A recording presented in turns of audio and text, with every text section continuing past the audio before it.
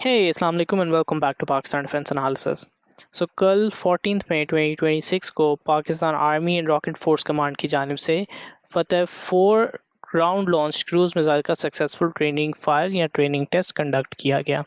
ISPR की जानिब से इसकी कंफर्मेशन आ चुकी है और इस लॉन्च का एम था ट्रूप्स की ऑपरेशनल एफिशिएंसी को एनहांस करना और वेरियस सब सिस्टम्स के टेक्निकल पैरामीटर्स की वैलिडेशन इस टेस्ट के अंदर शामिल थी। इंटरेस्टिंगली अगर आप पिछले एक महीने में देखें तो अप्रैल 28 को फतेह 2 का ट्रेनिंग लॉन्च किया गया था। मई 7 को ऑपरेशन सिंदूर की एनिवर्सरी की मुनासबत से जो है फतेह 3 को पब्लिकली अनवील किया गया था और फिर उसके बाद जो है कल मई 14 को जो है फतेह 4 के सब सिस्टम्स की वैलिडेशन के हवाले से टेस्ट किया गया है। तो पाकिस्तान ने एक महीने में 3 अलग फतेह सीरीज़ के सिस्टम जो हैं वो पब्लिकली टेस्ट या अनवील किए हैं। तो आप इसको जो है फतेह 4 मिसाइल के टेस्ट को आइसोलेटेड टेस्ट नहीं कह सकते। ये एक deliberate visible public validation programme है और ये एक तरह की स्ट्रेटेजिक सिग्नलिंग भी है कि Pakistan army and rocket force command की जानिब से ये शो किया जा रहा है कि उनकी जानिब से जेन्युइन ऑपरेशनल रेडीनेस बिल्ड की जा रही है या बिल्ड की जा चुकी है। अब फतेह 4 के बारे में अगर हम मज़ीद बात करें तो फतेह 4 मिसाइल सीरीज़ का पहला लॉन्च जो है वो सितंबर 30 2025 को किया गया था। उस टाइम पे ISPR ने एक्सप्लिसिटली मेंशन किया था कि इसकी रेंज जो है वो 750 किलोमीटर्स की है। लेकिन कल का टेस्ट जो है यानी मई 14 का टेस्ट जो है उसमें कोई रेंज के फिगर मेंशन नहीं किए गए हैं ISPR की जानिब से और लैंग्वेज भी डिफरेंट है और maybe we thinking too much into it, लेकिन स्टेटमेंट जो है वो यकीनन मैटर करती हैं। और इस दफ़ा के टेस्ट के हवाले से स्पेसिफिकली उन्होंने मेंशन किया है कि दे वैलिडेटेड सब systems for improved accuracy and enhanced survivability. तो ये आप कह सकते हैं कि फुल रेंज डेमोन्स्ट्रेशन नहीं है, ये प्रिसीजन गाइडेंस और सब सिस्टम्स के कॉन्फिडेंस टेस्ट हैं। और अगर आप फिर एक्यूरेसी की बात कर रहे हैं और प्रिसीजन की बात कर रहे हैं और क्लियरली आप वीडियो में देख सकते हैं कि जो डमी टारगेट है वो क्लियरली एक सिमुलेटेड S400 का 92N6E क्रेव स्टोर रेडार है जिसको फतेह 4 की जानिब से टारगेट किया जा रहा है। तो प्रिसीजन, एक्यूरेसी और ये जो डमी टारगेट है ये S400 का रेडार, तो इससे भी हम बहुत सी चीज़ें जो है वो अखज़ कर सकते हैं। बहरहाल मुझे नहीं लगता कि फतेह फैमिली सीरीज़ का ये जो है आखिरी टेस्ट है एंड इट्स पॉसिबल कि आने वाले कुछ दिनों में या कुछ हफ्तों के अंदर हमें मज़ीद टेस्ट इस फैमिली के हवाले से देखने को मिले। पॉसिबली हु नोस फतेह 5 के हवाले से भी हमें किसी किस्म की अपडेट देखने को मिले।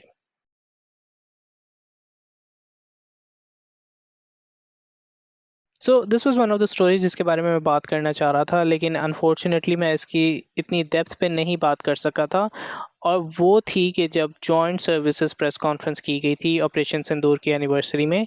उसके अंदर air vice marshal Tariq Mahmood की जानिब से ये कंफर्म किया गया था कि पाकिस्तान की जानिब से एडिशनल J-10C फाइटर जेट जो हैं वो एक्वायर किए जा रहे हैं।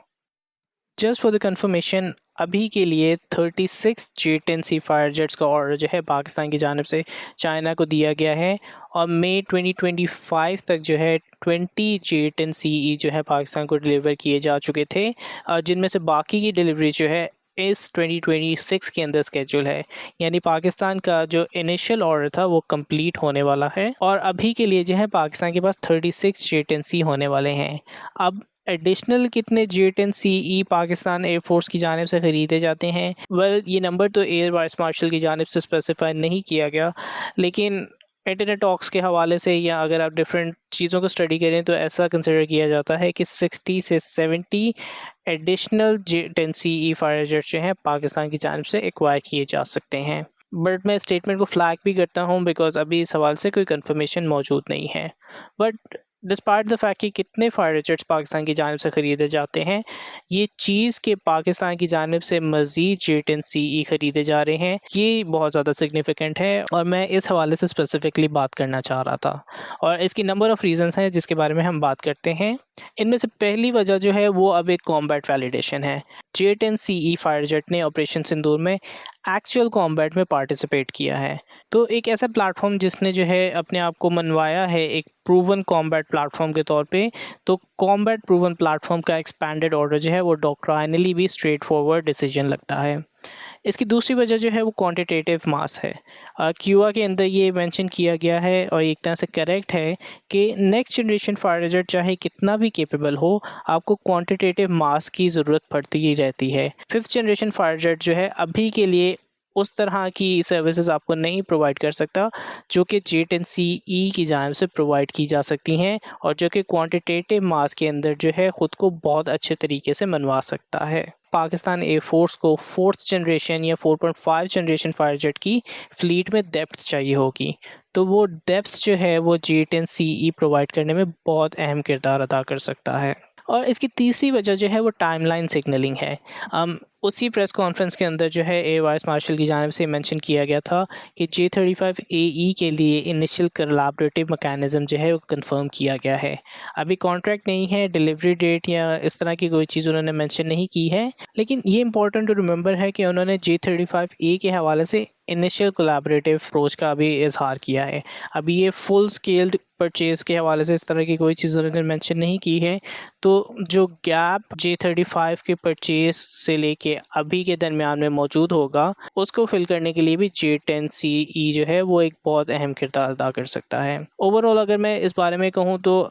इन तमाम चीज़ों से जो है वो आपकी फ्लीट स्ट्रक्चर जो है वो एक तरह से क्लियर हो रहा है। इनमें JF-17 थंडर ब्लॉक 3 आ जाते हैं जो कि आपके मल्टी रोल स्ट्राइकर होंगे। J10C फायर जेट जो है वो BVR specialist air superiority based roles के अंदर अपने ऑपरेशंस परफॉर्म कर सकता है, जबकि J35AE को जो है हमें एक फ्यूचर के कैपस्टोन के तौर पे देख सकते हैं।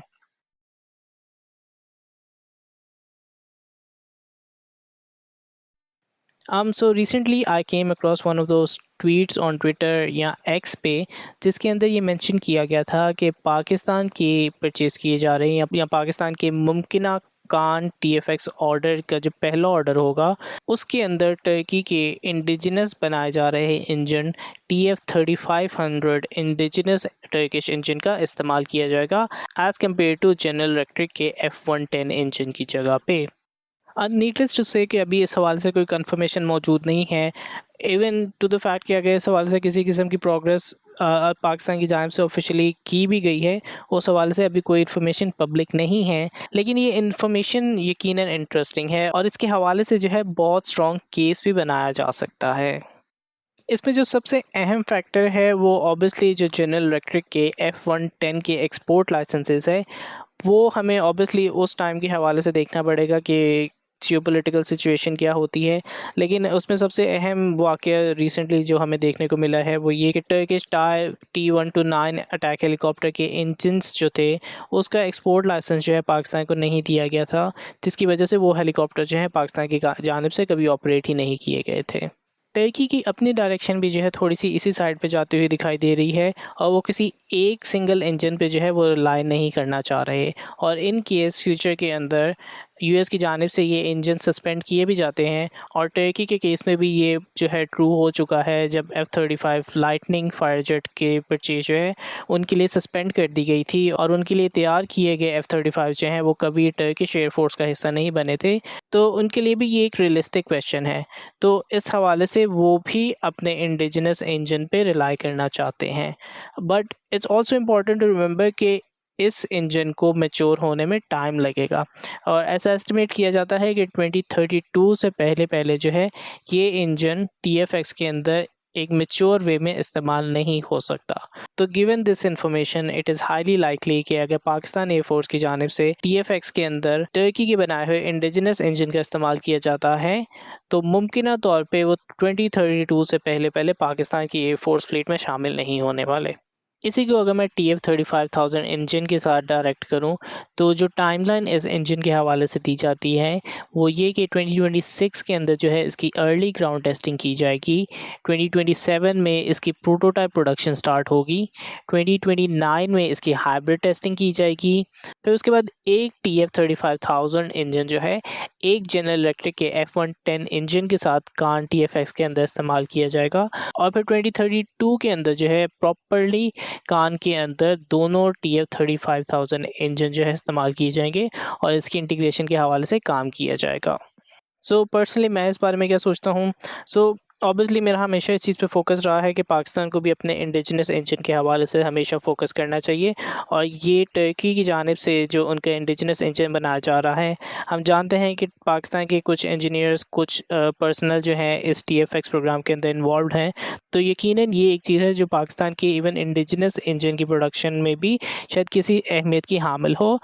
बट हैविंग सेड दैट, जो इंजन्स जनरल इलेक्ट्रिक के F110 इंजन्स हैं, वो एक बहुत ही हाईलाइटेड इंजन है। और if I were to build an ideal scenario, I would say कि पाकिस्तान को यकीनन कम से कम अप्रोच करना चाहिए इनिशियल TFX जिसके अंदर जनरल इलेक्ट्रिक के F110 इंजन मौजूद हों। पाकिस्तान इन इंजन से बहुत कुछ सीख सकता है। You can actually make a solid case as well कि US जो है वो वाहिद कंट्री है जो दुनिया में सबसे बेहतरीन फाइटर जेट इंजन या सबसे स्टेबल फाइटर जेट इंजन बनाती है।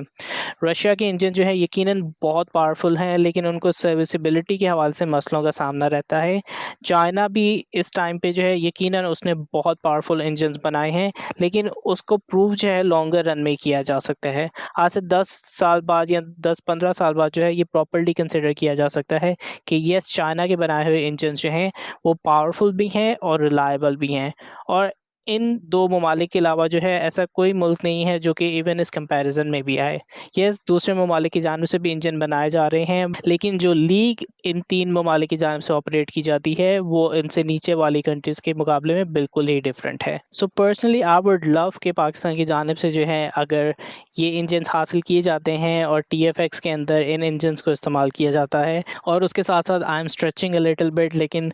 इन केस अगर कभी पाकिस्तान की F-16 जो हैं वो वाइपर अपग्रेड भी हासिल करती हैं, तो उसके साथ अगर प्रैट एंड विटनी के F100 इंजन्स आ जाते हैं, तो ये दोनों इंजन जो हैं इससे यकीनन पाकिस्तान एयरफोर्स को बहुत कुछ सीखने को मिल सकता है। लेट मी नो आपकी इस हवाले से क्या राय है। तब तक के लिए Pakistan defence analysis out. Good bye.